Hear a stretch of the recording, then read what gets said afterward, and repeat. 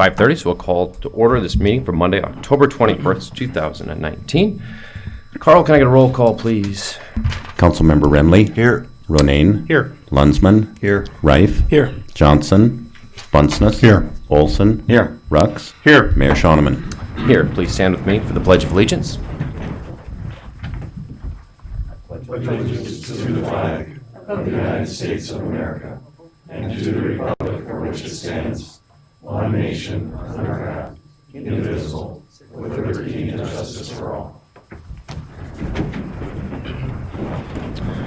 First order of business is to approve last week's meetings for October 15th. Can I get a motion to approve? Move to approve. Second. Got a motion from Remley and a second from Rux. All in favor say aye. Aye. Opposed, nay. Motion does carry. Next, we'll have an open forum discussion. No speakers have signed up, so we'll move along to the Aberdeen Chamber Health and Wellness Committee notifying us that the city of Aberdeen has been designated as a dementia-friendly community. We have a speaker from the crowd, Charity Pionk. Charity, would you make your way forward, please? Makes me feel welcome.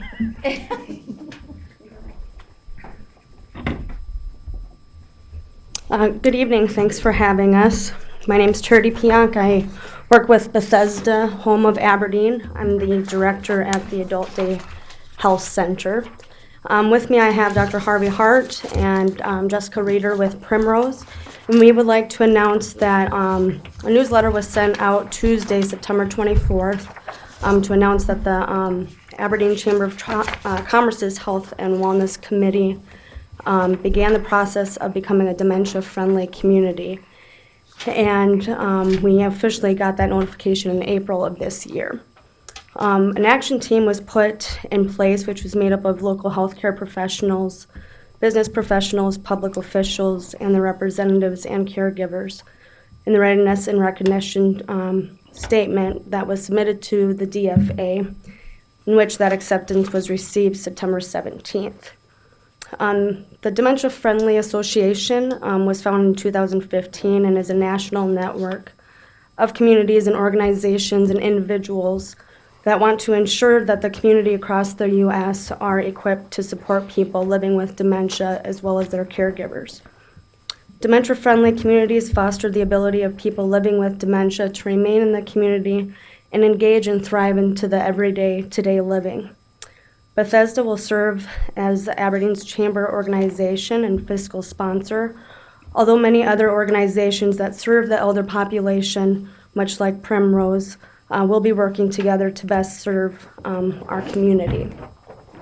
The Aberdeen DFA Action Team estimates that it will take up to another 1.5 to 2 years before all the phases of this process are complete, in which a toolkit has been completed for our community.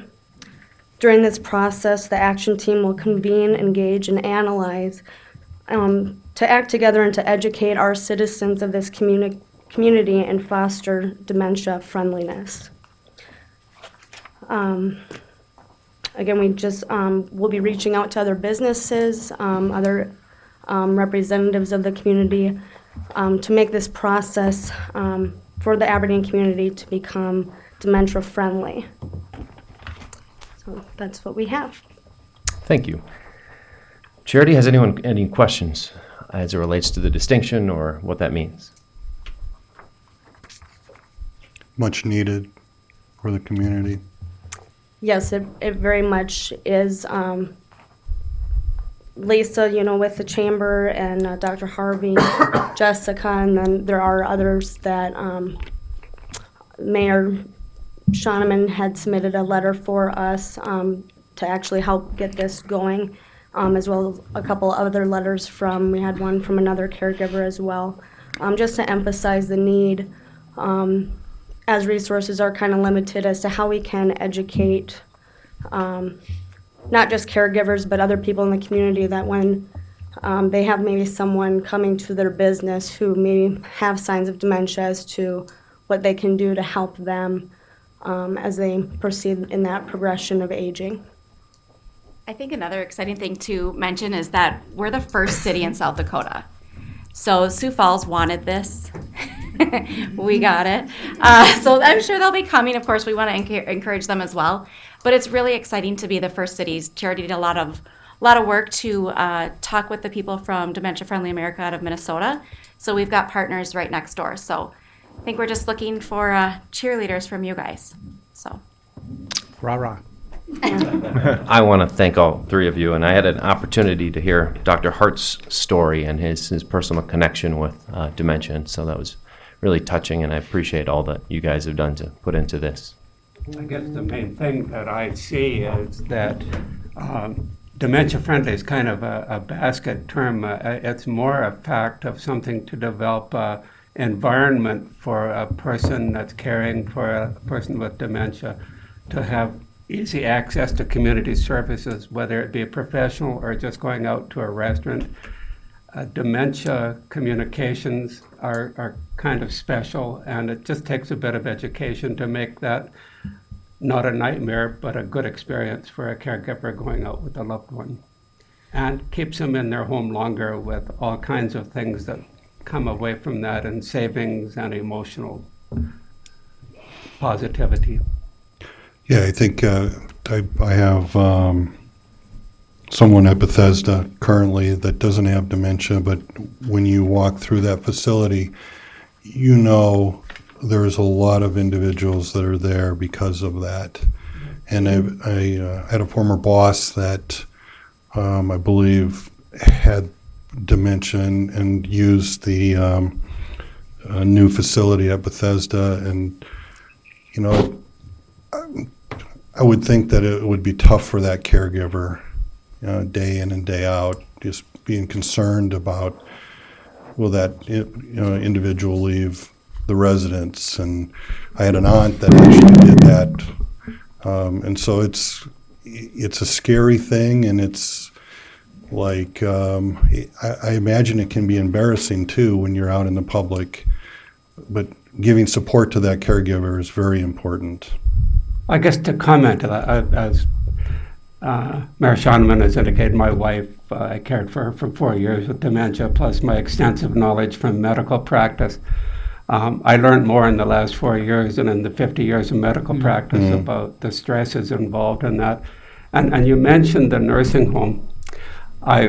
We need nursing homes. They really have a more specific need, and they're only partially tooled to deal with dementia. It is better for the person to be left in their home environment where they are comfortable and supported and around loved ones. Mm-hmm. There's a time when they reach where they, do need to be in a structured inpatient facility like a nursing home. There's a glut of dementia coming because of the aging population, so I compliment Mayor Schoeneman to be foresighted enough to see that it's a lot better to be ahead of this curve than to be buried and try to figure out what you're going to do when you've got facilities overloaded, caregivers stressed beyond the max. Mhm. It's time now to take measures and get ready. Well, I'd like to mention too is in my former life I dealt with a lot of people with dementia and Alzheimer's and that type of stuff, and one of the things that I got to see in some of the smaller communities, people would start seeing small little changes in people and didn't really know what that was. So the awareness of the community, we talk about communities raise kids, but unfortunately on the other end of our life cycle, our communities need to be proactive to help them in the later years also. Because the banks and the grocery stores and the local businesses are the ones that are going to start saying, well, that didn't seem quite right, and they don't understand what that is. And for us to be in the forefront is, I'm very proud and I'm pleased that you guys are doing this because it is so important. Thanks again for your efforts, guys. Thank you Great very job. much.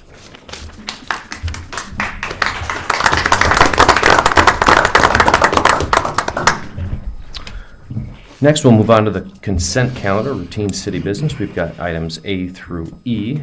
I'll take a motion to approve those items. Moved. Second. I've got a motion from Remley and a second from Olson. Has anyone any questions or comments as it relates to any of those items? Otherwise, all in favor, please say aye. Aye. Opposed, nay. And I need to abstain, Carl. should we roll this back up into a roll call vote to account for that, or is that sufficient? I think that works. As long as he notes that he's abstaining, that should be sufficient. Sounds good. Motion does carry.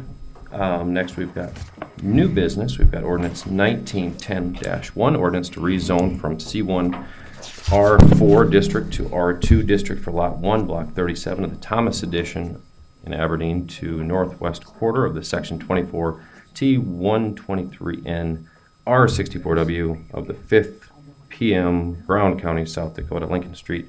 Possible first reading. Ken, since you're here to talk about that, why don't you tell us a little bit about it, please? Sure.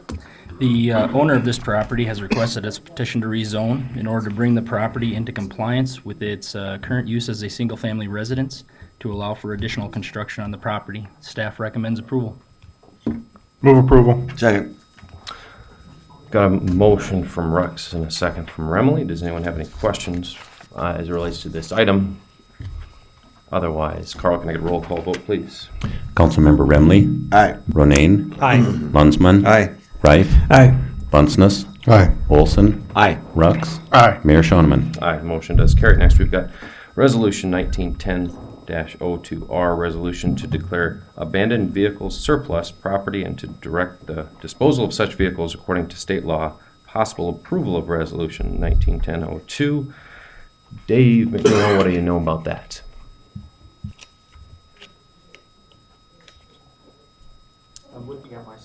I'll handle that one, thank you.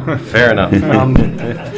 Sergeant Tanner Jondal contacted my office over 6 months ago asking if there's something we could do to clean up some vehicles in our impound lot.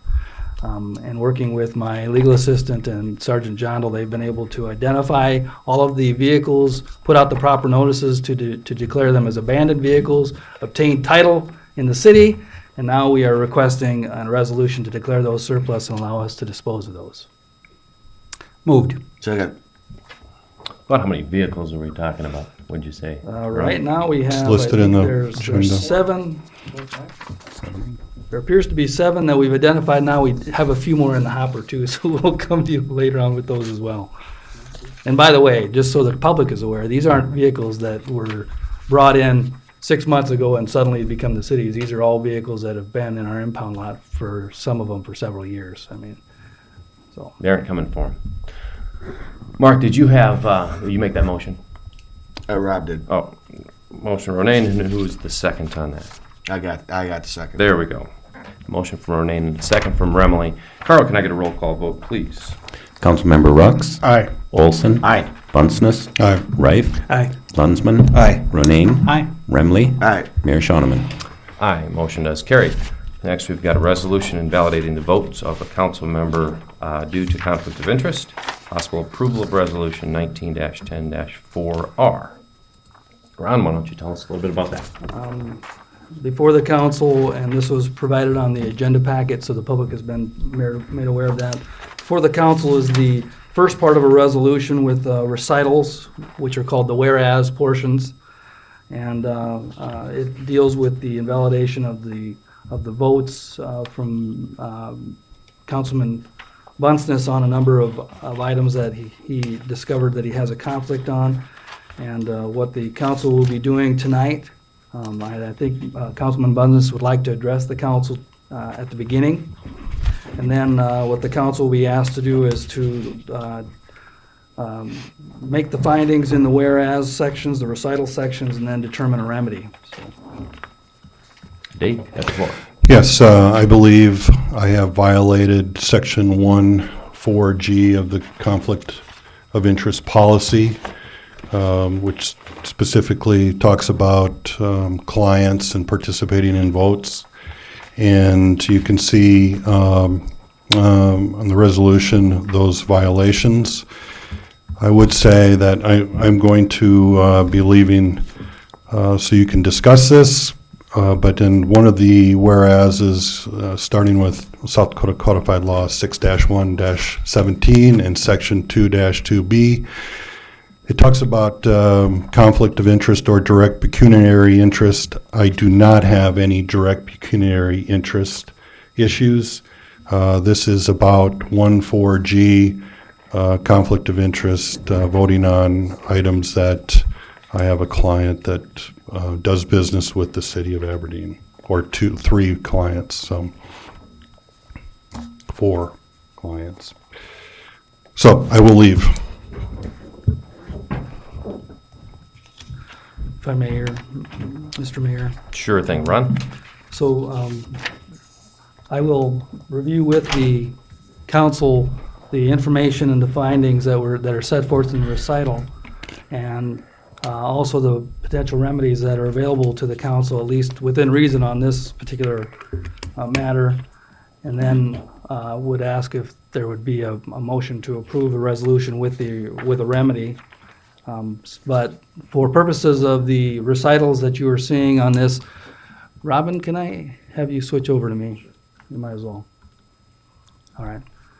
So I can control what you're seeing on the screen. As Councilman Bunzis mentioned, this had come to his attention shortly before October 7th, 2019. He then came to me, we discussed that, and he agreed that he did in fact have a conflict on a couple of the matters, on the matters that are identified in paragraphs 1 and 2.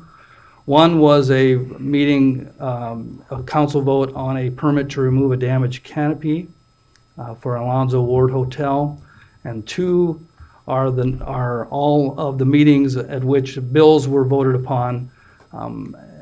Councilman Busness dug deeper with the finance officer to try to identify areas since the conflict of interest policy was adopted in April of 2017 to find where he had present business clients that had come up in city matters. And what you see before you in items 1 and 2 are those. Fortunately, all of the votes were unanimous votes except for one vote on December 11th in which one council member abstained. So the invalidation of a vote would not impact any of these matters. What I also wanted to point out was that the councilman in going through this process was very diligent in wanting to identify where it was that he had a present business client whose interests he might have been able to recognize and failed to recognize. So what you have here are the various the various processes that go through in deciding that you have a remedy here. One remedy is to invalidate the vote. I will also point out to the council, as if it's not obvious enough, that this has already been a matter of public knowledge. In fact, Councilman Bundes is the one who raised it for all of you. So what you're looking at here on the recitals is a determination that you should invalidate the votes, that determination and validation of the votes will not affect the outcome of any council decision. And then under the policy, it says that a violation of Section 1, which is the provision that we're talking about, may be remedied by public reprimand and administrative fine and/or removal from office. The operative language here is the may be, so the council essentially has before it all of the available remedies that it might want to, including simple invalidation of the vote. So I have noted in the final recital, kind of gone through a little bit of the history of this particular issue and how it came to the council. Councilman Bundes' service on this body since 2005, the manner in which he brought this to your attention and is seeking to make sure that this doesn't happen for him again in the future. So I will tell the council that at this point, there is the matter of looking at and adopting these recitals and then resolving this in a remedy that you feel appropriate to the circumstances.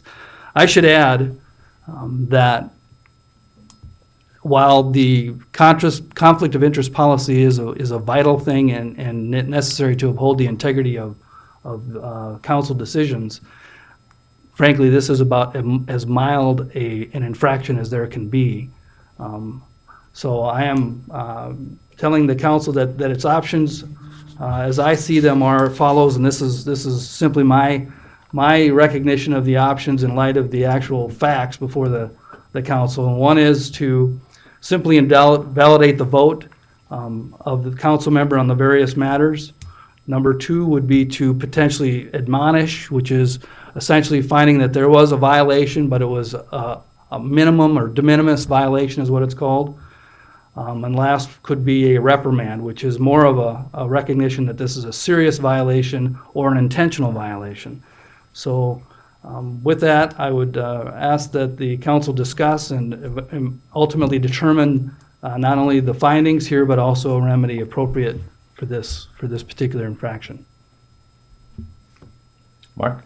I just gotta say that this can easily happen. I mean, a couple of years ago, Ron, you mentioned to me that, we were gonna vote on an issue, a company that was receiving funding from Aberdeen or from the city council, and my son had connections to that company.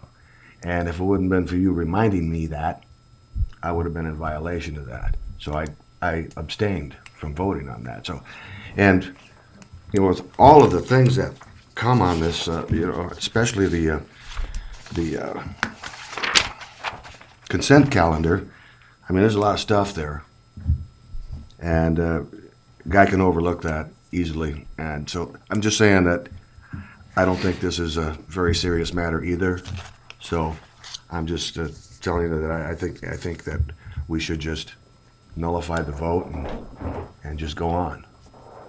That's my opinion. I feel the same way. I think this is very minor, and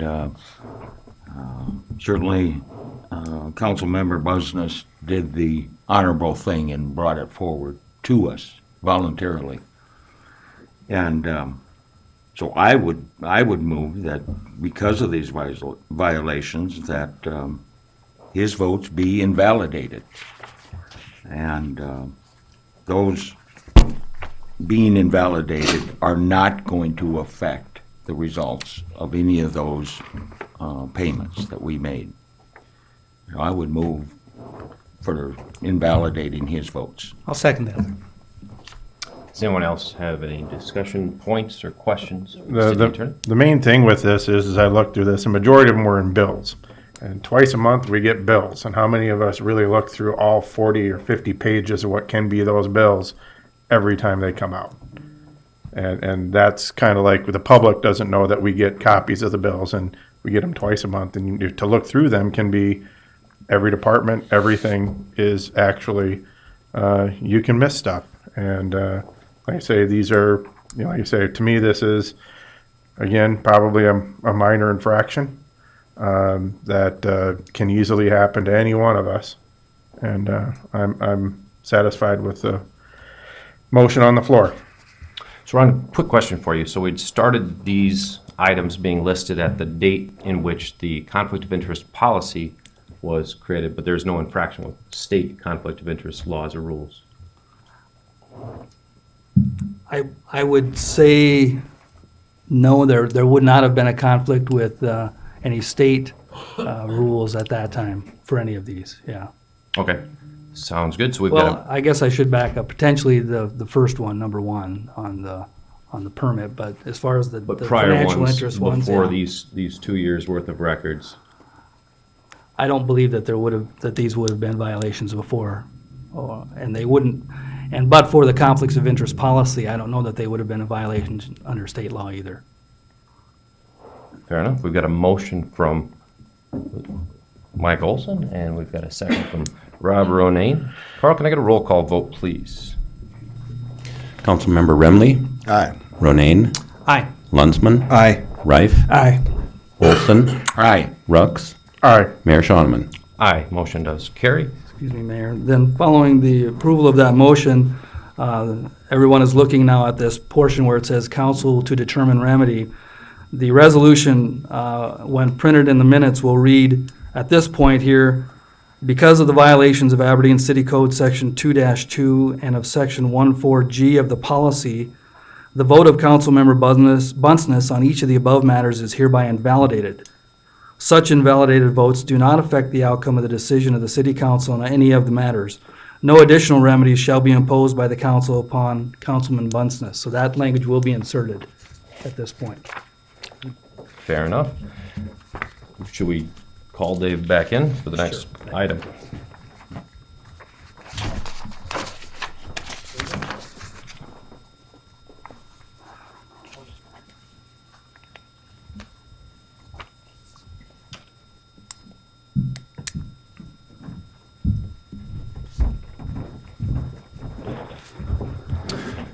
Next item up to discuss is the hearing on the special one-day liquor license on December 7th, 2019 for Avera St. Luke's Foundation, DBA Deck the Hall event at 1314 6th Avenue Southwest. Possible approval of liquor license on December 7th for Avera Foundation at Stephen Lust Automotive. Can I get a motion?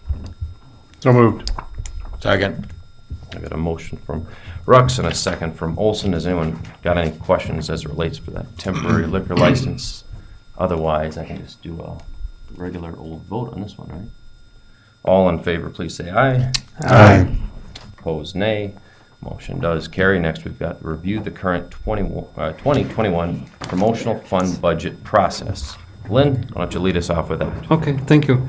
It should also say materials. I have brought forth preliminary drafts of materials utilized in the promotion fund allocation process for 2020. And these materials include, a summary of the promotion fund process showing that starts May 1st of 2020 and ends June 22nd of 2020. In addition, I talk about the annual fund promotion process of the allocation of dollars, promotion fund request form for 2021. In addition to that, I provided you a copy of promotion fund allocation from year 2009 to present to show what kind of revenue source that we've received throughout the years. And actually, the promotion fund has done fairly well, other than negative return of 2017. When you look at the 10-year average, it's 3.55%. And we could modify anything that you wish in reference to these materials, but I think Mr. Reif is the one that asked for me to bring this material forward, and I think he would like to make some comments. And also, I was going to say, in holding with the spirit of the conflict of interest, I will not participate in this discussion, so if there's any spearheading this discussion, Mr. Bunces, if you'd be so kind as to maintain that. Well, the only thing I would offer, we'll get, Josh really was the person that brought this up. One of the things I would offer, and a couple of the council members will need to add to this, but we met as a committee, 3-4 years ago, and came out of those meetings with some requests of some of the larger recipients of promotional dollars. And that one of the bigger requests was that they come before us on a quarterly basis and report. Was it quarterly? It was supposed to be. Was supposed to be quarterly basis to tell us what they're doing and how effective they're being. And so I think Casey is probably the only one that has lived to that request. Some of the others have been here maybe 2 times a year, maybe once a year.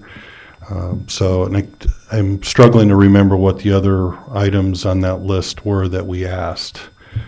But the big one, I believe, was promotional recipients would be here on a quarterly basis to report to us. We didn't give any time frame, and that's why Casey goes for about an hour.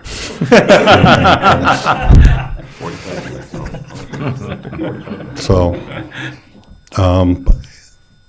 I think it's a great idea. I think, in the, the time that Clint and I have been here, we've been here the longest. We're the longest serving council members. We've done this maybe every 4 years, every 5 years, reviewed the process, and I think it's just continues to be a good idea. We try to tweak it. We try to make it where people think it needs to be. Sometimes we end up right back where we've always been, but it's just good to have the conversation.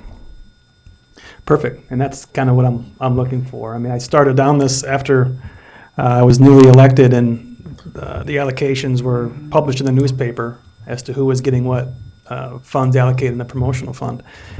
And I received a call from an angry constituent asking, how come so-and-so didn't get any money? And I went through the process of explaining what the promotional fund is and how it's allocated and where the money comes from. And at the end, he said, okay, and he thought for a second, and he said, well, then why did so-and-so get money? And why did so-and-so get money? And I said, that's a good question. So I think there's maybe a little confusion, certainly on my part, as to what qualifies as promotional. And I think there's some confusion in the community as well, just from speaking to people. So I think it'd be a great thing to form a committee to discuss. And then we can talk, and some of the ideas I have we can talk about now, but I think it might be better to do it in a committee. And then come back and present to the rest of the council. And I guess my question now would be for Ron, how many can we have in a committee? Would that be 3? Maximum of 4. Maximum of 4. Yeah. And are there any, my second question would be, are there any volunteers? I'd do it again. Perfect. Looking at me. I could do it. Like I say, I think schedule, and I think it's nice to have someone who's been in this process for years. And just going into this is a much shorter and quicker process than when I got on the first council. We would literally haggle around for this promotion fund for days. And we would have work session at work session at work session, hearing every single request. And we would get each other in a room, and we'd go around and we'd say our numbers, and we'd have to keep doing it until we matched. And this is a much easier process. Not as fun, but not it's an as easier fun. process. Sometimes you'd have a council member or two who'd throw the math off. But when I sit here and look at where this is, I mean, this is probably about half of the groups we had when I was on the council. When I first, we would have we'd have groups on there. Some of them have been moved to the general fund, like the Development Corp and all that. But now it's probably one of those things where this has been narrowed down. And having some of the large, like NSU, Boys and Girls Club, kind of keeps this pretty lean, because those are multi-year commitments. We don't have a ton of money to dish out once we take care of the chamber, the chamber marketing, downtown association. When you sit there and look at it, that's well over, half of the fund right there. So, and then you throw NSU and Boys and Girls Club in there. There's not a whole lot, but I'll serve on the committee, and like I say, it'll be interesting, because I had the same thing when I first got on. Like, are you kidding me? This group doesn't give promotion, and then you hear their thing on what they're doing, and And something else to consider from conversations with Lynn, I think it would make a lot of sense for us to have a reserve fund that isn't allocated at all. So we currently have around 60,000 in that fund, and the way the amortization schedule worked with the NSU donation, it's 225 this year, and it'll be 185 next year. So one option would be to take that money, the difference between 225 and 185, and put that into the reserve fund. So we have roughly $115,000 in that fund available. And we've had arguments before in the past about reserve. Some people, I've always thought, hey, I've always wanted a reserve, because if we've had times where Northern or some other group has come in halfway through the year, they've had a great opportunity, we've had no money to give them. Right. At the same point, we've also, if those have been here long enough, we've had to cut people's budgets before because we didn't have any money. Mm-hmm. And that's not a fun place to be either. And of course, now with how we do the refunds for the smaller development grants, we might need to have a reserve fund in there. So I've always put money into reserve. So that would be one thing that I'd point out on the list that you received for the 2020 budget is that Aberdeen Development Corp, wherever we're going to put that, we made a commitment that if a company comes to us and they want 100% rebate on sales tax, 50% of that will need to come from this promotion fund. And so we would definitely need to be reserving for that, and it's not listed. That's, I believe we put that into the ordinance. It is. So it's something that we need to be aware of. Reserve funds always have been a function of how people voted.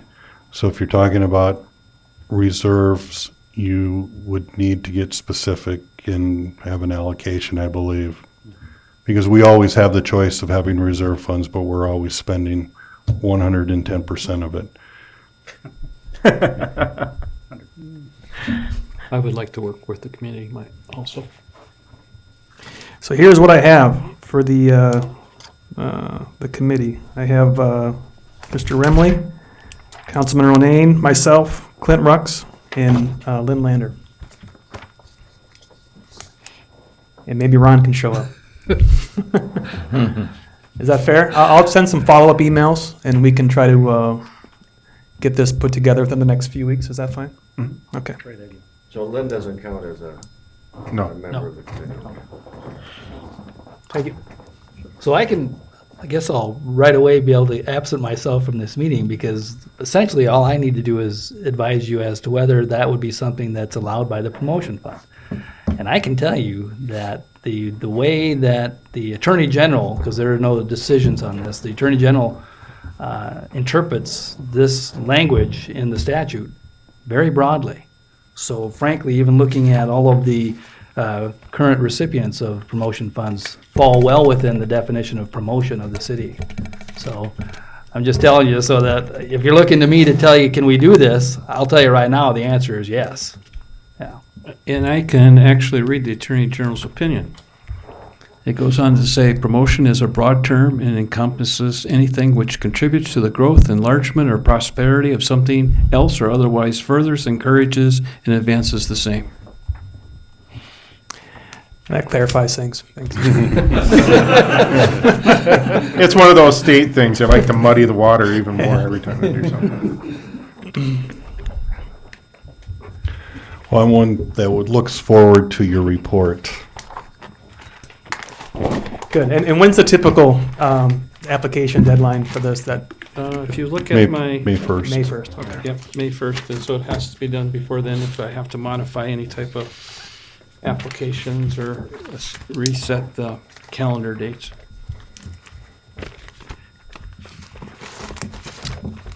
Sounds good. If that clears that up, we'll move on to Section 5311, Fiscal Year 2020 Grant Agreement with the South Dakota Department of Transportation, possible approval, and authorize the city manager to sign the Fiscal Year 2020 Section 5311 Grant Agreement with SD Department of Transportation for the Ride Line. Tom Wanty, tell us all about that, please. This is an annual process. Our 5311 grant is basically our operations grant. It pays a portion of our a higher percentage of our administration costs, and then operating costs are covered roughly at 51.76%. The bad news on these grants is that they keep getting smaller. Every year we see the numbers that the feds are giving us shrinking, and this year the state dollar amount shrank even some. So it's something that we're going to have to look at and see if there's some additional funding sources that we can find, because the dollar amounts that we're getting from the feds and the state keep getting smaller, and we're supposed to keep performing at the same level that we are now. So we're going to have some work cut out for us in the future. I read it. I will move to approve it. It was good reading. Second. Lynn, did you have something to contribute? Just a general statement. When he's talking about looking at other revenues, you should know that you have not changed the fees for that service since 2008. Right. That is something that we may have to look at doing, unfortunately. Any other questions or comments while Mr. Wanty has got the podium? Otherwise, we had a motion from Councilman Ronayne, and who was the second? I'll second it. I didn't. You got beat. It was Councilmember Olson. Motion Ronayne, second Olson. Carl, can I get a roll call vote? Councilmember Rux. Aye. Olson. Aye. Bunceness. Aye. Rife. Aye. Lunsman. Aye. Ronayne. Aye. Remley. Aye. Mayor Shoneman. Aye, motion does carry. Next, we've got a request from the Water Treatment Department to surplus property. Possible approval of the request from the Property Treatment Department to declare the items listed as surplus property and allow for the disposal of the items. Bob is here to tell us about those items. Yes, with the dome that collapsed, we have that to be getting, basically it's scrap metal. We've had several old pumps that we've taken out and they've been laying around, and we're just trying to clean up and make the place more presentable. Good. Move to approve. Second. Sounds good. Appreciate you sending those pictures the other day. It was kind of interesting. I'd never been inside of that facility. About how much aluminum are we talking about? It varies anywhere from 30 to 40,000 pounds, they're estimating. Is that right? Yeah. You have to probably find a big can bank for that. All right, we've got a motion from Remley and a second from Lunsman. Let me see, all in favor, say aye, please. Aye. Opposed, nay. That motion does carry. Next, we've got the request from the Water Treatment Department to surplus, already got that one. So next, we've got the recommendation on bids for the 2019 water treatment dome cover replacement. Possible approval to award the bid to the AB Contracting in the amount of $530,000 and authorize the city manager and finance officer to sign all necessary documents after approval by the city attorney. Bob, while you're here. Yeah, we're finally able to get that bid out, and once we get this done, they're looking to hopefully have it installed by next spring. Sounds good. Has anyone any questions? I just have one quick statement. You should know that our insurance is covering the majority of that cost. Good deal. I figured the scrap metal wouldn't. So No. Can I get a motion to Move to approval. make that? Second. A motion from Olson and a second from Rux.